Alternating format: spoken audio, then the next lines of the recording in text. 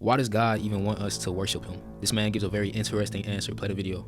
Worship is the transference of spiritual energy from us to whatever we're worshiping.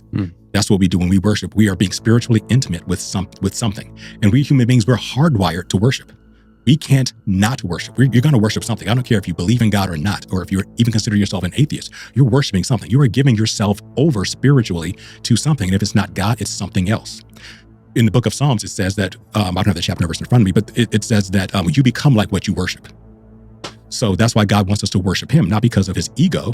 He wants us to worship him so that we become like him. If you share your spiritual energy with God, you're going to become like God.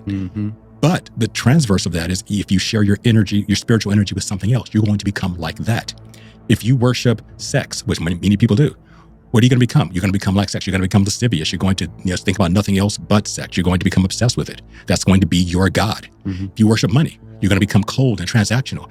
If you know anyone who's a rich person, or even a person who is trying to get money, and money is their God, they're going to become cold, transactional, lack of empathy, like money.